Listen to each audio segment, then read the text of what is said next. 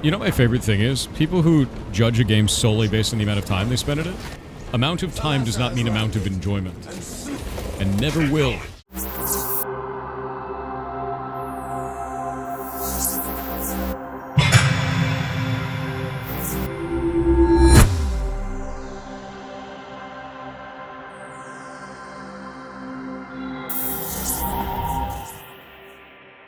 Hello fellow travelers and welcome to the Hard Light Network. To start off today's video, I actually wanted to ask you guys a question. What is the ideal price for a video game? Would you say $5? $10? $60? Maybe even more? I ask because lately I've been seeing more and more talk about the pricing of video games from developers. I've got a specific video I want to respond to today, but before we get into it, I would like to ask you guys, if you want to support this channel, please don't forget to like and subscribe. So the idea for this video came to me like most of them do. I was traveling the multiverse when I stumbled across this video. I mean, the campaign's about 10 to 11 hours long. You know what my favorite thing is? People who judge a game solely based on the amount of time they spend in it. And then you have something like Outer Wilds that you can beat in under an hour. Or some people spend like 8 hours in it, and they don't even bat an eye at it. Amount of time does not mean amount of enjoyment. And never will. So first things first, he's not exactly wrong there, but he kind of missed the point. This discussion isn't about whether or not people enjoy the game, it's about whether or not the price point reflects that level of enjoyment. I don't know about you guys, but I've always been a bargain bin shopper when it comes to games, even back in the days of physical copies. As a consumer, I'm always trying to stretch my dollar, and nowadays that mostly means waiting a few months for the game to go on discount. Now that's not a hard rule, there are some exceptions. The last game that I paid full price for was Elden Ring, and if you can't tell, I definitely got my money's worth out of this game. I actually like this game so much that I bought it twice, once for my personal library and once as a prize for a giveaway in my Discord. And Pirate Software is right, the more that people like a game, the longer they're likely to play it. But if you don't think the opposite is true, then you've never met a fan of this game. Amount of time does not mean amount of enjoyment. And never will.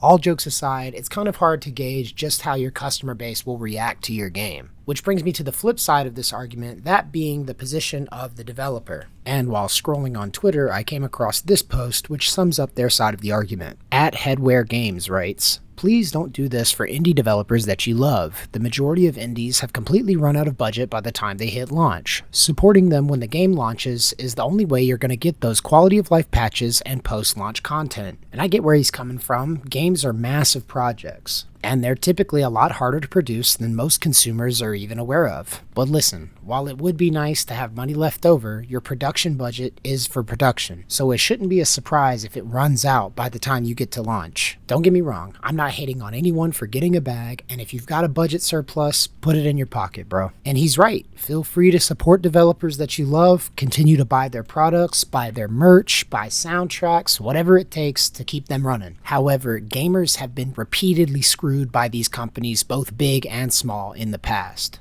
And it's arguably a much bigger problem amongst indie game developers. Between the gimmicky shovelware packages and half-baked abandonware titles, gamers have been given plenty of reasons to wait for a title to hit their price range before they buy it. And to tell you the truth, despite the ease of access that comes with digital copies nowadays, I miss the days of physical games that were filled to the brim with actual content. It certainly wasn't every game, but back in the days of physical copies, developers used to pack their games full of extra content.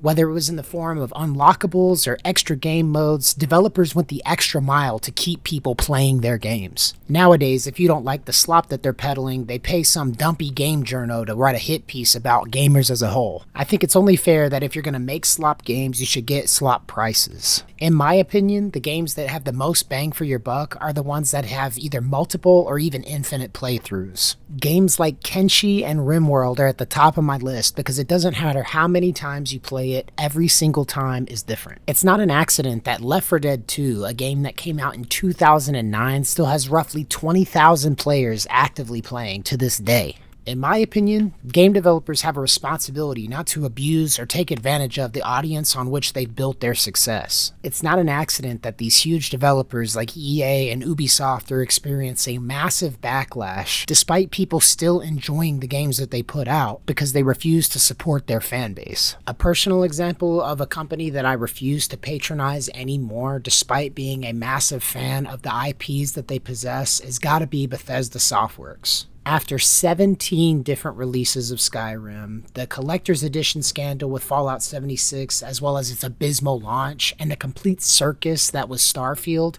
I will never buy another Bethesda product for as long as I live. To tell you the truth, it was Fallout 76 that was the last straw for me. After years of waiting for a multiplayer Fallout experience, I took the day off to get 76 and play it for the first time. But by the time I was able to get through the tutorial area, get a couple of side quests under my belt, and actually connect with one of my friends to play, I had already blown through the 2-hour window to get a refund on Steam. I mean, on launch day, there were level 200 vault dwellers who were hanging around the starting area just to harass new players. Of course, at the time, they didn't have an option for you to host a private server, even at the cost of $13 per month. So of course, if you wanted to play, then you just had to ignore the over-leveled gnats buzzing around getting on your nerves. But of course, even with all that garbage, it was nothing compared to the thing that finally made me quit and never look back. After playing for a few hours, just long enough to get some decent equipment and materials to build my own base, I set up my paltry little camp and tried to go to sleep for the night. But when my character had awoken, I was being assaulted by an invisible enemy with infinite health. Some glitched out super mutant had wandered out of a nearby camp and was beating my character mercilessly. And it was at this point that I just uninstalled the game and went back to Fallout 4. And maybe it's just a Bethesda thing, but when I downloaded ESO for the first time, I created my character and loaded up the tutorial area only for my UI to be bugged out so I couldn't see the dialogue options. The game was giving me no button prompts and I couldn't navigate out of the first area, but thankfully I was able to get my refund for that title. And to tell you the truth, I wish I could say in good faith that this was a problem with a single company,